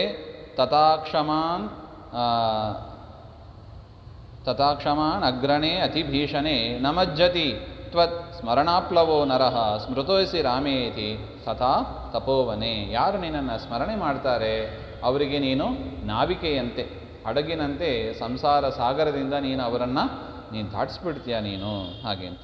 ವೇದೇಶು ನಷ್ಟೇಶು ಭವಾನ್ಸ್ತತಾ ಹರೇ ಕರೋಷಿ ಮಾತ್ಸ್ಯಂ ವಪುರಾತ್ಮನ ಸದಾ. ನೀನೇ ವೇದಗಳು ಕಳೆದೋದಾಗ, ವೇದಾಭಿಮಾನಿ ದೇವತೆಗಳು ಕಳೆದೋದಾಗ ಮತ್ಸ್ಯರೂಪದಲ್ಲಿ ಬಂದು ಆ ವೇದಗಳನ್ನು ಉದ್ಧಾರ ಮಾಡಿದವ ನೀನೇ. ಯುಗಕ್ಷಯೇ ರಂಜತಿ ಸರ್ವದಿಂಗ್ಮುಖೋ ಭವಾನ್ ಸತಾಗ್ನೇರ್ ಬಹುರೂಪ ದೃಕ್ ವಿಭೋ. ಯುಗಕ್ಷಯದಲ್ಲಿ, ಯುಗ ಪ್ರಳಯ, ಯುಗ ಹಂತದಲ್ಲಿ ಒಂದು ಪ್ರಳಯ ಆಗ್ತದೆ. ಆಗ ಅಗ್ನಿ ರೂಪದಲ್ಲಿ ಎಲ್ಲರನ್ನು, ಸಂಕರ್ಷಣ ರೂಪಿಯಾಗಿ ಪರಮಾತ್ಮ ಎಲ್ಲರನ್ನು ಕೂಡ ಸುಡ್ತಾನೆ, ನರಸಿಂಹನಾಗಿಯೂ ಸುಡ್ತಾನೆ. ಬ್ರಹ್ಮಾಂಡದ ಒಳಗೆ ನರಸಿಂಹ ರೂಪದಿಂದ. ಇದರ ಮೇಲೆ ಒಂದು ಚರ್ಚೆ ನಮ್ಮದು. ಪ್ರಳಯ ಮಾಡೋದು ನರಸಿಂಹ ರೂಪನೋ ಸಂಕರ್ಷಣ ರೂಪನೋ ಹಾಗೆಂತ. ಯದ್ಯಪಿ ದೇವರ ರೂಪ ಎರಡೂ ಒಂದೇ, ಆದರೂ ಕೂಡ ಸ್ವಲ್ಪ ವ್ಯತ್ಯಾಸ ಇದೆ ಅಂತಾರೆ. ಬ್ರಹ್ಮಾಂಡದ ಒಳಗಿನ ಪ್ರಳಯ ನಾಶ ವಿಸ್ಫಲಿಂಗ ಭಸಿತ ಅಂತ ಹೇಳ್ತಾ ಇದ್ದಾರೆ ನೋಡಿ. ಅಲ್ಲಿ ಹೇಳತಕ್ಕದ್ದು ಬ್ರಹ್ಮಾಂಡದ ಒಳಗಿನ ರೂಪ ಅದು ನರಸಿಂಹ ರೂಪನಿಂದ, ಬ್ರಹ್ಮಾಂಡದ ಹೊರಗೆ ಅದು ಸಂಕರ್ಷಣ ರೂಪಿ ಪರಮಾತ್ಮನಿಂದ. ಅಲ್ಲೂ ಕೂಡ ಆವರಕಗಳು ಇದೆ, ಅಲ್ಲಿ ಎಲ್ಲ ನಾಶ ಆಗೋದು ಸಂಕರ್ಷಣ ರೂಪನಿಂದ ಅಂತ ಇಷ್ಟು ವ್ಯತ್ಯಾಸವನ್ನು ನಮಗೆ ಹಿರಿಯರು ತಿಳಿಸಿಕೊಟ್ಟಿದ್ದಾರೆ. ಅದರಿಂದ ಪ್ರಳಯಾಗ್ನಿಯು ಕೂಡ ನೀನೇ ನೋಡಿ. ಪ್ರಳಯಾಗ್ನಿ ದೇವರು ಅಂತ ಆದ ಮೇಲೆ ಯಾರಾದರೂ ಅಗಲಿದಾಗ ನಾವೇನು ಪಡಬಾರ್ದು? ದುಃಖವನ್ನು ಪಡಬಾರ್ದು. ಯಾಕೆ? ಹುಟ್ಟಿಸಿದವನೇ ಎಷ್ಟು ಅನಾಯಾಸವಾಗಿ ದೇವರು ತೆಗೆದುಕೋತಾನೆ ನೋಡಿ. ಯಾರು ಹುಟ್ಟಿದಾಗ ಸಂತೋಷ ಆಗ್ತದೆ, ಆಯಿತು. ಮರಣವನ್ನು ಹೊಂದಿದಾಗ ದುಃಖ ಯಾಕೆ ಪಡಬೇಕು? ಯಾಕೆ ಪಡಬಾರ್ದು? ನಮ್ಮ ಬಿಟ್ಟು ಅಗಲಿದ್ದಾರೆ ಅವರು ಹಾಗೆಂದರೆ, ಇದು ಮೈಕಿಡಿದು ಹೇಳೋದು ಒಂದು ರೀತಿಯಾಗಿ ಸುಲಭ ಅಂತ ಅನಿಸಿದರೂ ಕೂಡ, ಆದರೆ ದೇವರ ವಿಚಾರ ಈ ವಿಷಯದಲ್ಲಿ ತಿಳ್ಕೊಂಬಿಡಾನ. ವೈಯಕ್ತಿಕವಾಗಿ ಬೇಡ, ಆದರೆ ದೇವರ ವಿಚಾರ ಈ ವಿಷಯದಲ್ಲಿ ಏನು ಹಾಗೆ ಅಂತ ಹೇಳಿದರೆ, ಯಾರಾದರೂ ಅಗಲಿದರೆ ನಾವು ದುಃಖ ಪಡಬೇಕಾಗಿಲ್ಲ. ಯಾಕೆ? ಬದುಕಿದಾಗ ಚೆನ್ನಾಗಿದ್ದರೆ ದೇಹ ಬಿಟ್ಟ ಮೇಲೂ ಅವರು ಮುಂದಿನ ಜನ್ಮದಲ್ಲಿ ಚೆನ್ನಾಗೇ ಇರ್ತಾರೆ. ಆಲ್ರೆಡಿ ನೋಡಿದ್ದೀವಿ, ಒಂದು ಜನ್ಮ ಬಂದರೆ ಇನ್ನೂ 10 ಜನ್ಮ ಬರಬೇಕಾದಷ್ಟು ಕರ್ಮಗಳನ್ನು ನಾವು ಚೆನ್ನಾಗಿ ಸಂಪಾದನೆ ಮಾಡ್ತೀವಿ. ಅದರಿಂದ ದೇಹ ಬರಲ್ಲ ಹಾಗೆಂಬ ಒಂದು ಕೊರತೆಯೇ ನಮಗಿರೋದಿಲ್ಲ. ಯಾವುದೋ ಒಂದು ದೇಹ ಬಂದೇ ಬರ್ತದೆ. ಯಾವ ದೇಹ ಆದರೆ ಏನು? ಕರ್ಮಕ್ಕೆ ತಕ್ಕಂತೆ ಶರೀರಗಳು ಹಾಗೆ ಅಂತ. ಅದರಿಂದ ನಾವು ದುಃಖ ಪಡಬೇಕಾಗಿಲ್ಲ. ಪರಮಾತ್ಮ ತನ್ನ ಮಗ ಯದ್ಯಪಿ ಯಾರು? ಬ್ರಹ್ಮವಾಯು ಅವರನ್ನೇ ನುಂಗಾಕ್ತಾನೆ ಪ್ರಳಯ ಕಾಲದಲ್ಲಿ. ಏನಾದರೂ ದೇವರಿಗೆ ಬೇಸರ ಇದೆಯಾ? ಆಳ್ತಾ ಕೂತ್ರೆ ಏನು ಮಾಡಬೇಕು? ಅದರಿಂದ ಈ ವಿಷಯದಲ್ಲಿ ದುಃಖ ಪಡಬೇಕಾಗಿಲ್ಲ ಅಂತ ಭಗವದ್ಗೀತೆಯಲ್ಲೂ ಕೂಡ ಕೃಷ್ಣ ಚೆನ್ನಾಗಿ ಹೇಳಿದ್ದಾನೆ. ನೀನು ಮತ್ಸ್ಯ, ಕೂರ್ಮ ಇತ್ಯಾದಿ ಅನೇಕ ರೂಪಗಳನ್ನು ನೀನು ತಾಳಿದಿ ಹಾಗೆ ಅಂತ ಆ ಸುಪ್ರತೀಕ ರಾಜ ಪರಮಾತ್ಮ ರಾಮದೇವರನ್ನು ಚಿತ್ರಕೂಟ ಪರ್ವತದಲ್ಲಿ ಸ್ತೋತ್ರವನ್ನು ಮಾಡ್ತಾ ಇದ್ದಾನೆ. ಸಮಸ್ತ ವಿಶ್ವೇಶ್ವರ ವಿಶ್ವಮೂರ್ತೆ ಸಹಸ್ರಬಾಹೋ ಜಯ ದೇವದೇವ. ಇಡೀ ಜಗತ್ತಿಗೆ ಒಡೆಯ ನೀನು, ನಿನಗೆ ಅನಂತ ಬಾಹುಗಳು ಅಂತ ನಿನಗೆ ನಮಸ್ಕಾರ. ನಮೋಸ್ತು ರಾಮಾಯ ಮಹಾನುಭಾವ ನೀನು ಅಂತ ನಿನಗೆ ನಮಸ್ಕಾರ ಹಾಗೆ ಅಂತ ಹೇಳಿದಾಗ, ಇತಿಸ್ತುತೋ ದೇವವರ ಪ್ರಸನ್ನ ತದಾರಾಜ್ಞ ಸುಪ್ರತೀಕಸ್ಯ ಮೂರ್ತಿಂ ಸಂದರ್ಶಯಾಮಾಸ ತದೋಭ್ಯವಾಚ. ರಾಮ ಪ್ರಕಟ ಆಗೇ ಬಿಟ್ಟ ಅಂತ ಈ ಸ್ತೋತ್ರವನ್ನು ಕೇಳಿ. ಅದೇನು ಸ್ತೋತ್ರ ಅಂದರೆ ದೇವರಿಗೆ ಇಷ್ಟ. ಯಾರು ಸ್ತೋತ್ರ ಮಾಡ್ತಾರೋ ಅವ್ರು ಮುಂದೆ ಬಂದ್ಬಿಡ್ತಾನೆ. ಆಚಾರ್ಯರದು ಕೂಡ ಸಣ್ಣ ಸಣ್ಣ ಸ್ತೋತ್ರ ಇದೆ. ವಂದೇ ವಂದ್ಯಂ ಸದಾನಂದ್ಯಂ. ಭಕ್ತಿ ಇರಬೇಕು. ಭಕ್ತಿಯಿಂದ ನಾವು ಹೇಳಿದರೆ ಪರಮಾತ್ಮ ಸ್ತೋತ್ರ ಪ್ರಪಂಚಕ್ಕೆ ಒಂದು ಆ ಶಬ್ದಗಳಿಗೆ ಆ ಒಂದು ಶಕ್ತಿ ಸಾಮರ್ಥ್ಯವನ್ನು ದೇವರು ಕೊಟ್ಟಿದ್ದಾನೆ. ವಿಷ್ಣು ಸಹಸ್ರನಾಮ ಶಬ್ದನೇ ಆಗಬೇಕು. ಆ ವಿಷ್ಣು ಸಹಸ್ರನಾಮ ಶಬ್ದಕ್ಕೆ, ಆ ಅರ್ಥಕ್ಕೆ ಒಂದು ಸಾಮರ್ಥ್ಯವನ್ನು ದೇವರು ತುಂಬಿಸಿ ಯಾರು ಅದನ್ನು ಪಾರಾಯಣ ಮಾಡ್ತಾರೋ ಅವರಿಗೆ ಅನುಗ್ರಹ ಅಂತ ಇದು ದೇವರ ಸಿಸ್ಟಮ್. ಅದರಿಂದ ನಮಗೆ ಕೇಳ್ಬೋದು, ಅದೇನ್ರಿ ವಿಷ್ಣು ಸಹಸ್ರನಾಮಕ್ಕೆ ಯಾಕಷ್ಟು ಶಕ್ತಿ ಹಾಗೆ ಅಂತ ಕೇಳ್ಬೋದು. ಕಲಿಯುಗದಲ್ಲಿ ವಿಶೇಷವಾಗಿ ಪರಮಾತ್ಮ ನಮಗೆ ಆದೇಶ ಮಾಡಿದ್ದು, ಆಚಾರ್ಯರು ಕೂಡ ಅದನ್ನೇ ಆದೇಶ ಮಾಡಿದ್ದಾರೆ. ಅದರಿಂದ ಆ ಒಂದು ಶಬ್ದಗಳಿಗೆ, ಆ ಒಂದು ಅರ್ಥಕ್ಕೆ ಒಂದು ಶಕ್ತಿ, ಅದು ದೇವರಿಟ್ಟಿರುವ ಶಕ್ತಿ, ಅದು ದೇವರ ವ್ಯವಸ್ಥೆ. ಅದರಿಂದ ಆ ಶಬ್ದಗಳನ್ನೇ ನಾವು ಹೇಳಬೇಕು. ಅದಕ್ಕೆ ಒಂದು ವಿಷಯ. ಅದೇ ರೀತಿಯಾಗಿ ಈ ಸ್ತೋತ್ರಗಳು, ಇದು ಒಂದು ರೀತಿಯಾಗಿ ನೋಡಿದರೆ ಗೌರಮುಖ ಸುಪ್ರತೀಕ ರಾಜ ಮಾಡಿದ ಸ್ತೋತ್ರ ಇದು ಅಂತ ಅನ್ನಿಸ್ತದೆ. ಆದರೆ ಆ ಸ್ತೋತ್ರವನ್ನು ಮಾಡಿದ್ದು ಕೂಡ ಪರಮಾತ್ಮನೇ. ಅದಕ್ಕಿಂತ ಹೆಚ್ಚು ಮಾಧ್ವರು ನಾವು ಮಾಡಬೇಕಾದ ಸ್ತೋತ್ರ ಯಾವುದು ಹಾಗೆಂದರೆ ದ್ವಾದಶ ಸ್ತೋತ್ರ. ಇದೇನಾಗ್ಬಿಟ್ಟಿದೆ ಈಗ ಬರ್ತಾ ಬರ್ತಾ, ಅದು ಬರೀ ನೈವೇದ್ಯ ಕಾಲದಲ್ಲಿ ಪಡಿಸಬೇಕಾದ ಸ್ತೋತ್ರ ಅಂತ ಅದೇನೋ ಸೀಮಿತವಾಗಿ ಬಿಟ್ಟಿದೆ. ಅದು ಹಂಗೆ ಆಗಬಾರ್ದಂತೆ. ಅದು ಸದಾ ಉಚ್ಚಾರಣೆ ಮಾಡಬೇಕು. ಸಂತತಂ ಚಿಂತೆಯೇನಂತಂ ಅಂತ ಹೇಳ್ತಾರೆ. ಅದು ಸದಾ ಪಠಿಸಬೇಕಾದ ಸ್ತೋತ್ರ. ಅದು ಆಚಾರ್ಯರು ನಮಗೆ ಅನುಗ್ರಹ ಮಾಡಿರೋದರಿಂದ ಅದನ್ನು ಓದಿದರೆ ಆಚಾರ್ಯರ ಅನುಗ್ರಹವೂ ಆಗ್ತದೆ, ಪರಮಾತ್ಮನ ಅನುಗ್ರಹವೂ ಆಗ್ತದೆ. ಡಬಲ್ ಬೋನಸ್ ಇದ್ದಾಗೆ. ಆ ರೀತಿಯಾಗಿ ನಾವು ಸ್ತೋತ್ರಗಳನ್ನು ಮಾಡಬೇಕು. ವರಂವೃಣೀಶ್ವ ಹಾಗೆ ಅಂತ ಪರಮಾತ್ಮ ಕೇಳಿದಾಗ, ಏವಂ ಶ್ರುತ್ವ ವಚನಂ ತಸ್ಯ ರಾಜೋ ಸಸಂಭ್ರಮಂ ದೇವದೇವಂ ಪ್ರಣಮ್ಯ ಉವಾಚ ದೇವೇಶ್ವರ ಮೇ ಪ್ರಯಚ್ಛ ಲಯಂ ಯದಾಸ್ತೆ ಪರಮಂ ವಪುಃ. ಸ್ವಾಮಿ, ಆ ಸುಪ್ರತೀಕ ರಾಜ ಕೇಳಿದ್ದೇನೋ, ನಿನ್ನ ಶರೀರದಲ್ಲಿ ನನಗೆ ಲಯವನ್ನು ಕೊಟ್ಟು ಬಿಡು ಹಾಗೆ ಅಂತ. ಶರೀರದಲ್ಲಿ ಲಯ ಅಂದರೆ ಅರ್ಥ ಆಗ್ತದಲ್ವಾ? ನಾವು ನೋಡಿ, ಶಿಶುಪಾಲ ಅವನನ್ನು ಸುದರ್ಶನದಿಂದ ಪರಮಾತ್ಮ ಕತ್ತರಿಸಿದಾಗ ಒಂದು ಜ್ಯೋತಿ ಪರಮಾತ್ಮನ ಉದರದಲ್ಲಿ ಸೇರಿಕೊಂಡಿತ್ತು ಹಾಗೆ ಅಂತ. ಅಂದರೆ ಏನು? ಮೋಕ್ಷ ಆಗಿಬಿಡ್ತಾವ. ದೇವರ ಶರೀರದಲ್ಲಿ ಸೇರ್ಕೊಂಡ್ಬಿಟ್ರೆ ಲಯ ಆಗಿಬಿಟ್ರೆ ಮೋಕ್ಷ ಆಗಿಬಿಡುತ್ತದ ಹಾಗೆ ಅಂತ ಕೇಳಿದರೆ ಇಲ್ಲವಂತೆ. ಅದು ವ್ಯವಸ್ಥೆ ಹೀಗೆ ಅಂತ. ಅದು ಯಾರದು? ಶಿಶುಪಾಲ ದಂತಭಕ್ತ ಇಬ್ಬರೂ ಕೂಡ ಪರಮಾತ್ಮನ ಉದರದಲ್ಲಿ ಸೇರಿದರು. ಅವರು ಯಾರವರು? ಜಯ ವಿಜಯರು. ಪರಮಾತ್ಮ ತನ್ನ ಕಾರ್ಯ ಮುಗಿದ ಮೇಲೆ ಮೇಲಿನ ಲೋಕ ವೈಕುಂಠಕ್ಕೆ ಹೋಗ್ತಾನೆ. ಆಗ ಅಮುಕ್ತ ಸ್ಥಾನದಲ್ಲಿ ಅವರನ್ನು ಡ್ರಾಪ್ ಮಾಡಬೇಕು. ಅಲ್ಲಿ ಡ್ರಾಪ್ ಮಾಡಿಬಿಟ್ಟು ತಾನು ಮುಂದೆ ತನ್ನ ರೂಪದ ಜೊತೆಗೆ ಸೇರ್ಕೋತಾನೆ ಹಾಗೆ ಅಂತ. ಸೊ ಇಲ್ಲಿಂದ ವೈಕುಂಠಕ್ಕೆ ಹೋಗೋದು ಹೇಗೆ? ಅದು ಎಲ್ಲರಿಗೂ ಎಂಟ್ರಿ ಸಿಗೋದಿಲ್ಲ. ದೇವರ ಉದರವನ್ನು ಆಶ್ರಯಿಸಿಬಿಟ್ರೆ ನೋಡಿ ಎಂಟ್ರಿ ಸಿಕ್ಬಿಡುತ್ತೆ.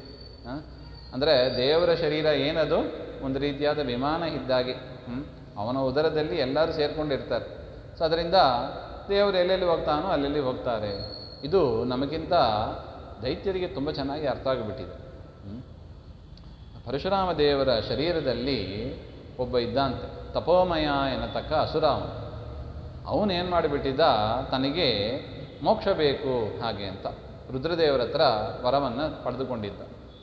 ಅವರು ಕೂಡ ನಾನು ಸಾಯಲೇಬಾರ್ದು, ನನಗೆ ಮೋಕ್ಷ ಬೇಕು ಹಾಗೆ ಎರಡೂ ಕೇಳ್ಕೊಂಡಿದ್ದಾನೆ. ಕೇಳ್ಕೊಂಡಾಗ ಹೇಳಿದರು, ಯಾವಾಗ ಪರಮಾತ್ಮ ಸೋಲ್ತಾನೋ ಆಗ ನಿನಗೆ ನಾಶ ಹಾಗೆ. ಆ ರೀತಿಯಾಗಿ ವರ ಕೇಳ್ತಾನೆ. ಯಾಕೆ? ಅವನ ತಲೆಯಲ್ಲಿ ಏನಿತ್ತು? ವಿಷ್ಣು ಸೋಲೋದೇ ಇಲ್ಲ, ಎಲ್ಲ ಯುದ್ಧದಲ್ಲಿ ವಿಷ್ಣು ಗೆಲ್ಲುವವನೇ. ಅದರಿಂದ ಯಾವಾಗ ವಿಷ್ಣು ಸೋಲ್ತಾನೋ ಆಗ ನನಗೆ ನಾಶ ಆಗಬೇಕು, ಇಲ್ಲದ್ರೆ ಸಾಯಲೇಬಾರ್ದು ವರ ಕೊಡಿದ್ರೆ ಕೊಡೋದೇ ಇಲ್ಲ ಅವರು. ಅದರಿಂದ ಬುದ್ಧಿವಂತಿಕೆ, ಬುದ್ಧಿಯನ್ನು ಉಪಯೋಗಿಸ್ತಾರೆ. ಏನಂತ? ವಿಷ್ಣು ಸೋತಾಗ ನಾನು ಸಾಯಬೇಕು ನೋಡಿ. ಆದರೆ ಅವ್ರ ಮನಸ್ಸಿನಲ್ಲಿ ಏನು? ವಿಷ್ಣು ಸೋಲೋದಿಲ್ಲ. ಯಾಕೆ? ಅಷ್ಟು ಸಲ ಯುದ್ಧ ಮಾಡಿ ಅವರಿಗೆ ಅನುಭವ ಬಂದುಬಿಟ್ಟಿದೆ. ವಿಷ್ಣು ಸೋಲೋದಿಲ್ಲ. ಹಾಗೆ ದೇವರೇನು ಮಾಡಬೇಕು? ರುದ್ರದೇವರು ಫೋನ್ ಮಾಡಿದ್ರಂತೆ ಪರಮಾತ್ಮನಿಗೆ, ಸ್ವಾಮಿ ಈ ಥರ ವರ ಕೇಳ್ತಾನೆ, ಕೊಡ್ಲಾ? ಕೊಡು, ಓಕೆ ಹಂಗಂತ ದೇವರು ಸ್ಯಾಂಕ್ಷನ್ ಮಾಡೇ ಬಿಟ್ಟ ಅಂತ. ಈ ರೀತಿಯಾಗಿ ಆ ತಪೋಮಯ ಎನ್ನತಕ್ಕ ಅಸುರ ಸೇರ್ಕೋತಾನೆ. ಎಲ್ಲ ಕಡೆ ಹರಡುತ್ತಾನೆ ಅವನು. ಮತ್ತು ದೈತ್ಯರಿಗೆ ಬಲ ಬಂದುಬಿಟ್ರೆ ಒಳ್ಳೆಯವರಿಗೆ ತೊಂದರೆ ಕೊಡೋದೇ ಅವರು, ತೊಂದರೆ ಕೊಟ್ಟೇ ಕೊಡ್ತಾರೆ. ಮೋಕ್ಷ ಬೇಕು ಅಂತ ಕೇಳಿದಾಗ ನೀನು ಪರಶುರಾಮ ದೇವರ ಉದರದಲ್ಲಿ ನೀನು ಸೇರ್ಕೋ ಹಾಗೆ ಅಂತ. ಪರಶುರಾಮರ ಉದರದಲ್ಲಿ ಸೇರಿಕೊಂಡ. ಅವನಿಗೆ ಖಾತ್ರಿ ಆಯಿತು, ಪರಶುರಾಮ ದೇವರು ಮೋಕ್ಷಕ್ಕೆ ಹೋಗ್ತಾರೆ. ಯಾಕೆಂದರೆ ಅವರು ವಿಷ್ಣು ಅಂತ ಗೊತ್ತು, ವಿಷ್ಣುವಿನ ಅವತಾರ ಅಂತ. ಅವ್ರ ಜೊತೆಗೆ ಸೇರ್ಕೊಂಡ್ಬಿಟ್ರೆ ಹೆಂಗಿದ್ರು ಅವ್ರ ಮೇಲೆ ಹೋಗ್ತಾರೆ. ಒಂದು ವಿಮಾನ ಸಿಕ್ತು ನಮಗೆ ಹಾಗೆ ಅಂತ ಮೋಕ್ಷಕ್ಕೆ ಹೋಗ್ಬಿಡೋಣ ಅಂತ ಖುಷಿಯಾಗಿ ಕೂತಿದ್ದ. ಏನು ಮಾಡಬೇಕು? ಪರಶುರಾಮ ದೇವರು ಅಸುರನನ್ನು ತನ್ನ ಹೊಟ್ಟೆಯಲ್ಲಿ ಇಟ್ಕೊಂಡಿದ್ದಾರೆ. ಸಂಹಾರ ಮಾಡುವಂತೆ ಇಲ್ಲ. ಯಾಕೆ? ತಾನೇ ವರ ಕೊಟ್ಟಿರೋದು. ಈಗ ತಾನೇನು ಮಾಡಬೇಕು? ಸೋತಂತೆ ನಟನೆ ಮಾಡಬೇಕು. ರಾಮದೇವ್ರ ಹತ್ರ ಬರ್ತಾರೆ. ಅದು ರಾಮದೇವರು ಆ ಬಿಲ್ಲನ್ನು ಮುರಿದು ಸೀತೆಯನ್ನು ಮದುವೆ ಮಾಡಿಕೊಂಡು ಅಯೋಧ್ಯ ಪಟ್ಟಣಕ್ಕೆ ವಾಪಸ್ ಬರುವಾಗ ಎದುರುಗಡೆ ಪರಶುರಾಮ ದೇವರು ಬಂದರು. ಪರಮಾತ್ಮನ ಲೀಲೆ ಒಂದೊಂದು ಅದ್ಭುತ ನೋಡಿ. ಆಗಲೇ ಏನು ಖಾತ್ರಿಯಾಗಿತ್ತು? ಪರಶುರಾಮ ದೇವರಂದರೆ ವಿಷ್ಣುವಿನ ಅವತಾರ ಅಂತ ಖಾತ್ರಿ ಆಗಿತ್ತು. ಪರಶುರಾಮ ದೇವರು ತಾನೂ ಕೂಡ ವಿಷ್ಣು ಹಸ್ತ ಯೋಗ್ಯವಾದ ಧನುಸ್ಸನ್ನು ಹಿಡ್ಕೊಂಡಿದ್ದರು. ಪರಶುರಾಮ ದೇವರ ಕೈಯಲ್ಲಿ ಪರಶುವೂ ಇದೆ, ಒಂದು ಬಿಲ್ಲು ಹಿಡ್ಕೊಂಡು ಬಂದಿದ್ದರು. ಆ ಸಂದರ್ಭದಲ್ಲಿ ಹೇಳ್ತಾರೆ ರಾಮನ ಹತ್ರ. ಅಲ್ಲಿ ನೋಡಿ ದಶರಥ ಬಂದು ಕಾಲಿಗೆ ಬೀಳ್ತಾನೆ ಪರಶುರಾಮ ದೇವರು. ಸ್ವಾಮಿ, 21 ಬಾರಿ ಯಾರ್ಯಾರು ದುಷ್ಟ ಕ್ಷತ್ರಿಯರಿದ್ದರೂ ಎಲ್ಲರನ್ನೂ ಸಂಹಾರ ಮಾಡ್ತೀನಿ ಅಂತ ಹೊರಟವರು, ಯಾರು ಮದುವೆ ಮಾಡ್ಕೋತಾ ಇದ್ದಾರೋ ಅಥವಾ ಯಾರು ಕೆಲವು ನಿಯಮಗಳು ಇಟ್ಟು ಯಜ್ಞ ಮಾಡ್ತಾ ಇರುವವರು, ದೀಕ್ಷಿತರಾಗಿ ಇರೋವರು, ಅವ್ರನ್ನ ಬಿಟ್ಟು ಉಳಿದ ಕ್ಷತ್ರಿಯರನ್ನ ಸಂಹಾರ ಮಾಡ್ತೀನಿ ಅಂತ ಹೊರಟವರು, ಇವರು ಬರ್ತಾರೆ ಅಂತ ಸುದ್ದಿ ಗೊತ್ತಾದ ಕೂಡಲೇ ದಶರಥ ಏನು ಮಾಡ್ತಾ ಇದ್ದ? ಯಾವುದೋ ಒಂದು ಕನ್ಯೆಯನ್ನು ತರೋದು, ಮದುವೆ ಮಾಡ್ಕೋತಾ ಕೂತಿರೋದು. ಪರಶುರಾಮ ದೇವರು ನೋಡಬೇಕು, ಹೋಗಬೇಕು. ಈ ರೀತಿಯಾಗಿ 21 ಬಾರಿ ಬಂದಾಗಲೂ ಮದುವೆ ಮಾಡ್ಕೋತಾ ಕೂತಿದ್ದರು ದಶರಥ. ಇದರ ಮೇಲೆ ಒಂದು ಪ್ರಶ್ನೆ. ದಶರಥರಿಗೆ ಎಷ್ಟು ಹೆಂಡಂದಿರು? 350 ಜನ ಹೆಂಡಂದಿರು. 350 ಜನ ಹೆಂಡಂದಿರು, 3 ಜನ ಪಟ್ಟ ಮಹಿಷಿಯರು ಅಂತ. ಅಲ್ಲ, ಪರಶುರಾಮ ದೇವರು 21 ಬಾರಿ ಪ್ರದಕ್ಷಿಣೆ ಮಾಡಿ ಸಂಹಾರ ಮಾಡಿದ್ರು. ಹಾಗಂದ್ರೆ ಎಷ್ಟು ಮದುವೆ ಆಗಿರಬೇಕು? 21 ಆಗಿರಬೇಕು. 350 ಹೇಗಾಗಿತ್ತು? ಹಾಗೆ ಅಂತ ಒಂದು ಪ್ರಶ್ನೆ. ಅದಕ್ಕೆ ಇನ್ನೊಬ್ಬರು ಹೇಳಿದರಂತೆ, ಪರಶುರಾಮ ದೇವರು ಬರ್ತಾರೆ ಅಂತ ಅವ್ರು ಬೇರೆಲ್ಲೋ ಹೋಗ್ಬೋದಾಯಿತು. ಈ ಕಡೆ ಹತ್ರ ಬರ್ತಾ ಇದ್ದಾರೆ ಅಂತ ಹೇಳಿ ದಶರಥನಿಗೆ ಸುದ್ದಿ ಹೇಳಿಬಿಟ್ರಂತೆ. ಯಾರೋ ಒಂದು ಕನ್ಯೆ ಅಂತಂದರೆ ಮದುವೆ ಮಾಡ್ಕೊತಾ ಕೂತಿದ್ದ ಅವನು. ಈ ರೀತಿಯಾಗಿ 350 ಆಗೋಯಿತು ಹಾಗೆ ಅಂತ ಹೇಳ್ತಾರೆ. ಈ ರೀತಿಯಾಗಿ ದಶರಥ ಅಷ್ಟು ಹೆದರಿದ್ದ ಪರಶುರಾಮ ದೇವರು ಅಂದರೆ. ಈಗಂತೂ ಮಗನ ಮದುವೆ ಮಾಡಿಸ್ಕೊಂಡು 4 ಜನ ಮಕ್ಕಳದು ಮದುವೆ ಮಾಡಿಸ್ಕೊಂಡು ಪರಶುರಾಮ ದೇವರು ಎದುರುಗಡೆ ಬಂದರೆ ಮುಗಿತು ನನ್ನ ಕತೆ ಅಂತಲೇ ತಿಳ್ಕೊಂಡ್ಬಿಟ್ಟ ದಶರಥ. ಈ ಸಲ ಈಗ ಇಲ್ಲಿ ಹೋಗಿ ಕನ್ಯೆ ಅಂತಂದು ಮದುವೆ ಮಾಡ್ಕೊಳ್ಳೋದು, ನಮ್ಮ ಮಕ್ಕಳಿಗೆ ಮದುವೆ ಆಗೋಯ್ತು, ತಾವು ಮದುವೆ ಮಾಡ್ಕೊಂಡ್ರೆ ಚೆನ್ನಾಗಿಲ್ಲ ಅಂತ ಹೇಳಿ ಕೈ ಮುಗ್ದೇ ಬಿಟ್ರಂತ ಪರಶುರಾಮ ದೇವರು. ದಶರಥ ಬಂದು, ಸ್ವಾಮಿ, ಇಷ್ಟು ದಿವಸ ಏನೋ ಮಾಡ್ತಾ ಇದ್ದೆ, ತಪ್ಪಾಯಿತು, ಕ್ಷಮಿಸಿ, ಇನ್ನು ಮುಂದೆ ನನ್ನ ಜೊತೆಗೆ ಯುದ್ಧ ಮಾಡ್ಬೋದು ನೀವು. ಹಾಗೆ ಪರಶುರಾಮ ದೇವರು ಹೇಳಿದ್ರಂತೆ, ನಾನು ನಿನ್ನ ಜೊತೆಗೆ ಯುದ್ಧ ಮಾಡೋಕ್ಕೆ ಬಂದಿಲ್ಲ, ನೀನು ಹೇಳಿ ನೀನು ಹೋಗು ಹಾಗೆ ಅಂತ ಹೇಳಿ ರಾಮನ ಜೊತೆಗೆ ಯುದ್ಧ ಮಾಡಬೇಕು ಅಂತ ನಾನು ಬಂದೆ ಹಾಗೆ ಅಂತ ಹೇಳಿದ. ಅವ್ರು ನೋಡಿದರೆ ಇನ್ನೂ ಹೆದರ್ಕೊಂಬೇಡ. ಈ ದಶರಥರಿಗೆ ಈ ರಾಮನನ್ನ ಜೊತೆಗೆ ಒಂದು ಅಗಲೋದು, ರಾಮನಿಗೆ ಯುದ್ಧಕ್ಕೆ ಕಳಿಸೋದು, ಅದೆಲ್ಲ ಭಾರಿ ಹೆದರಿಕೆ. ಹಿಂದೆ ನೋಡಿದ್ದೀವಿ ವಿಶ್ವಾಮಿತ್ರರ ಪರಿಸ್ಥಿತಿಯಲ್ಲಿ. ಅದರಿಂದ ಸ್ವಾಮಿ ಹೀಗಿನ್ನೂ ಮದುವೆ ಮಾಡ್ಕೊಂಡು ಬಂದಿದ್ದಾನೆ, ಇನ್ನು ಯುದ್ಧ ಆಗಿದ್ದಲ್ಲ, ಅಷ್ಟು ಪರಿಚಯ ಇಲ್ಲ ಅವನಿಗೆ, ನನ್ನ ಜೊತೆಗೆ ಮಾಡಿ ಹಾಗೆ, ನಿನ್ನ ಜೊತೆಗೆ ನಾನು ಮಾಡಲ್ಲ, ರಾಮನ ಜೊತೆಗೆ ನಾನು ಮಾಡಬೇಕು. ಆಯಿತು ಅಂತ ಯುದ್ಧ ಶುರುವಾಯಿತು. ಪರಶುರಾಮ ದೇವರು ಹೇಳಿದರಂತೆ, ನೋಡಪ್ಪ, ಇದು ವಿಷ್ಣು ಹಸ್ತಕ್ಕೆ ಯೋಗ್ಯವಾದ ಒಂದು ಧನುಸ್ಸು, ಇದನ್ನು ನೀನು ಧರಿಸಿದರೆ ನೀನು ಏನಾಗ್ತಿ? ವಿಷ್ಣು ಅಂತ ಜಗತ್ತಿಗೆ ಖಾತ್ರಿ ಆಗ್ತದೆ. ಹಾಗೆ ಆಯಿತು ಅಂತ ಪರಮಾತ್ಮ ರಾಮ ಆ ಬಿಲ್ಲನ್ನು ಹಿಡಿತಾನೆ. ಹಿಡಿದಾಗ ಏನು ಖಾತ್ರಿ ಆಯಿತು? ವಿಷ್ಣು. ನೋಡಿ, ಇದು ಬೇಕಾಗಿರೋದು ಪರಶುರಾಮ ದೇವರಿಗೆ. ತಾನು ವಿಷ್ಣು ಅಂತ ಆಲ್ರೆಡಿ ಜಗತ್ತಿನಲ್ಲಿ ಪ್ರಸಿದ್ಧಿ ಇದೆ, ವಿಷ್ಣುವಿನ ಬಿಲ್ಲನ್ನು ಹಿಡಿದಿದ್ದಾರೆ. ಆದರೆ ಏನು ಖಾತ್ರಿ ಆಗಬೇಕಾಗಿದೆ? ರಾಮನು ಕೂಡ ವಿಷ್ಣುವಿನ ಅವತಾರ. ಇಲ್ಲಾಂದರೆ ಅದು ವೇದದಲ್ಲಿ ಇದೆ, ಸಾಮಾನ್ಯ ಜನರಿಗೆ ಅರ್ಥ ಆಗೋದು ಹೇಗೆ? ಇದು ಪರಶುರಾಮ ದೇವರ ಒಂದು ಕರುಣೆ. ಎಷ್ಟು ಕರುಣೆ ನೋಡಿ ಪರಶುರಾಮ ದೇವರಿಗೆ. ರಾಮ ವಿಷ್ಣುವಿನ ಅವತಾರ ಹೇಗೆ ಹೇಳ್ತೀರಾ? ನಿಮ್ಮ ಮುಂದೆ ಇರುವ ಪ್ರಶ್ನೆ.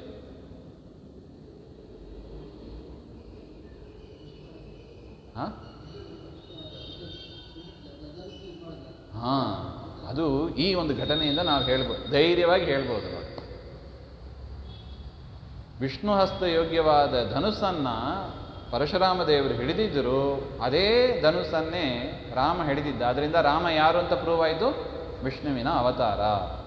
ನೋಡಿ, ನಮಗೆಲ್ಲ ಕೂಡ ಉತ್ತರ ಕೊಡೋದಕ್ಕೆ ಒಂದು ಅವಕಾಶವನ್ನು, ಒಂದು ಕ್ಲಾರಿಟಿ ಅಂತ ಹೇಳ್ತಾರೆ ನೋಡಿ, ಒಂದು ಸ್ಪಷ್ಟತೆ. ರಾಮ ವಿಷ್ಣುವಿನ ಅವತಾರ ಎನ್ನುವ ವಿಷಯದಲ್ಲಿ ಒಂದು ಸ್ಪಷ್ಟತೆಯನ್ನು ಪರಶುರಾಮ ದೇವರು ನಮಗೆ ತಂದು ಕೊಡ್ತಾ ಇದ್ದಾರೆ. ಅಷ್ಟಾದ ಮೇಲೆ ಈಗೇನಾಗಬೇಕು, ಅತುಲ ಎನ್ನುವ ಅಸುರ, ಅವನು ತಪೋಮಯ ಅಂತ ಅಸುರ, ಅವನು ಸಾಯಬೇಕು. ಅದರಿಂದ ಅದು ಗೊತ್ತು, ಒಂದು ಬಾಣವನ್ನು ಹೂಡಿ ಆ ಪರಶುರಾಮ ದೇವರ ಮೇಲೆ ಬಿಡ್ತಾರೆ ರಾಮಚಂದ್ರ.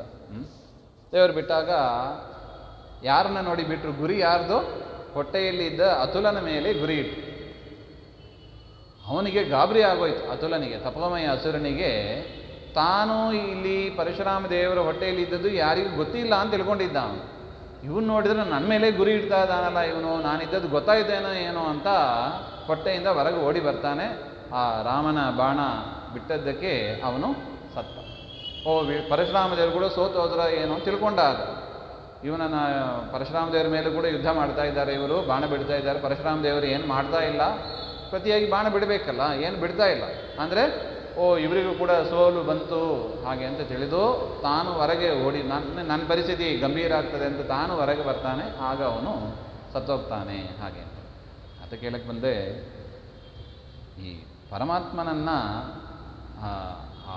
ದೈತ್ಯರು ಎಷ್ಟು ಚೆನ್ನಾಗಿ ತಿಳಿದಿಟ್ಟುಕೊಂಡಿದ್ದಾರೆ ನೋಡಿ. ಪರಮಾತ್ಮನಿಗೆ ಸೋಲಿಲ್ಲ, ಪರಮಾತ್ಮನನ್ನು ಆಶ್ರಯಿಸಿದರೆ ಮೋಕ್ಷ ಸಿಗ್ತದೆ. ಅವ್ರಿಗೂ ಯೋಗ್ಯತೆ ಇಲ್ಲ, ಅದರಿಂದ ಅವರಿಗೆ ಸಿಗೋದಿಲ್ಲ. ದೇವರು ಏನೋ ಒಂದು ಮಾಡಿ ಅವ್ರನ್ನ ಮೋಕ್ಷ ಮಾರ್ಗದಿಂದ ಸರಿಸಿಬಿಡ್ತಾನೆ, ಅದು ಬೇರೆ ವಿಚಾರ. ಆದರೆ ಸಜ್ಜನರಿಗೆ ಆ ವಿಶ್ವಾಸ ಇರಬೇಕು. ವಿಶ್ವಾಸೋ ಫಲದಾಯಕ, ನಮಗೆ ಇರಬೇಕಾದ ವಿಶ್ವಾಸ ಅದು. ಹಾಗೆ ಅಂತ ಹೇಳ್ತಾ ಇದ್ದಾರೆ. ಈ ರೀತಿಯಾಗಿ ಅದು ಲಯ. ಅದರಿಂದ ಎಲ್ಲರೂ ಕೂಡ ದೇವರ ಉದರದಲ್ಲಿ ಲಯ ಹೊಂದಿದ್ರು ಅಂದರೆ ಏನರ್ಥ? ಪರಮಾತ್ಮ ಅವರನ್ನು ಮೋಕ್ಷ ಸ್ಥಾನದಲ್ಲಿ, ಇನ್ನೂ ಬ್ರಹ್ಮದೇವರ ಜೊತೆಗೇನೆ ಮೋಕ್ಷ, ಅಲ್ಲಿ ತನಕ ಮೋಕ್ಷ ಆಗೋದಿಲ್ಲ. ಆದರೂ ಯೋಗ್ಯವಾದ ಒಂದು ಲೋಕದಲ್ಲಿ ಅವರನ್ನು ಇಟ್ಟು ಸಾಧನೆ ಆಗುವಂತೆ ಮಾಡ್ತಾನೆ. ಈ ರೀತಿಯಾಗಿ ನಾವು ತಿಳ್ಕೋಬೇಕು ಎಂಬ ಅದಕ್ಕಾಗಿ ಇಷ್ಟು ನಾವು ವಿವರವನ್ನು ಹೇಳಿದ್ದು. ದೇವೇಶ್ವರಮೇ ಲಯ ಕೊಡು ಅಂತ ಕೇಳ್ತಾ ಇದ್ದಾನೆ. ಇತಿ ರೀತಿಯೇ ರಾಜವರಕ್ಷಣೇನ ಲಯಂ ತಥಾಗಾತ್ ಸುರಗ್ನಿ ಮೂರ್ತವು, ಅಸುರಘ್ನ ಮೂರ್ತವು. ಅಸುರನನ್ನು ಸಂಹಾರ ಮಾಡಿದ ರೂಪ ಅದು. ಯಾವುದು? ರಾಮರೂಪ. ಅಂಥ ಒಂದು ರಾಮನ ಶರೀರದಲ್ಲಿ ಈ ಸುಪ್ರತೀಕ ರಾಜ ಲಯವನ್ನು ಹೊಂದಿದ ಹಾಗೆ ಅಂತ ಬರ್ತದೆ. ಸ್ಥಿತಸ್ತಸ್ಮಿನ್ ಆತ್ಮಭೂತೋ ವಿಮುಕ್ತಃ ಸ ಭೂಮಿಪಃ ಕರ್ಮಕಾಂಡೈರನೇಕೈ. ಈ ರೀತಿಯಾಗಿ ಮಯಾ ಪುರಾಣಂ ಸ್ವಯಂಭುವೇ ಛಾದಿಕೃತೈಕ ದೇಶಂ. ವರಾಹದೇವರು ಧರಣಿದೇವಿಗೆ ಹೇಳ್ತಾ ಇದ್ದಾರೆ, ನಾನು ನೀ ಇಷ್ಟು ತನಕ ಆದಿ ಪುರುಷ, ಅಂದರೆ ಸೃಷ್ಟಿಯ ಆದಿಕಾಲದಲ್ಲಿ ಪರಮಾತ್ಮ ಏನು ಮಾಡಿದ ಅಂತ ಪ್ರಶ್ನೆಯನ್ನು ನೀನು ಮಾಡಿದ್ದಿ, ಅದಕ್ಕೆಲ್ಲವೂ ಕೂಡ ನಾನು ಸಂಕ್ಷೇಪವಾಗಿ ನಾನು ಉತ್ತರವನ್ನು ಕೊಟ್ಟಿದ್ದೇನೆ ಹಾಗೆ ಅಂತ ಹೇಳ್ತಾ ಇದ್ದಾನೆ. ಉದ್ದೇಶತಃ ಸಂಸ್ಕೃತ ಮಯಾಪಿ ಭದ್ರೇ ಕಥಿತಂ. ಸ್ವಲ್ಪ ಮಾತ್ರ ನಿನಗೆ ತಿಳಿಯಲಿ ಎಂಬುದಕ್ಕಾಗಿ, ಉದ್ಧಾರಕ್ಕಾಗಿ ನಾನು ಇದನ್ನೆಲ್ಲ ನಿನಗೆ ಹೇಳಿದ್ದು ಹಾಗೆ ಅಂತ ಇಷ್ಟು ಹೇಳಿ ಪರಮಾತ್ಮ ಮುಗಿಸ್ತಾ ಇದ್ದಾನೆ. ಇನ್ನು ಮುಂದಿನ ವಿಚಾರ ಮತ್ತೆ ಸೇರಿದಾಗ ನೋಡೋಣ. ಎಸ್ ಸರ್ವಗುಣ ಸಂಪೂರ್ಣ ಸರ್ವದೋಷ ವಿವರ್ಜಿತ ಪ್ರಿಯತಾಂ ಪ್ರೀತೇವಾಲಂ ವಿಷ್ಣುರ್ಮೇ ಪರಮಸೂರತ್ ಶ್ರೀಮಧ್ವಾಂತರ್ಗತ ಶ್ರೀಕೃಷ್ಣಾರ್ಪಣಮಸ್ತು.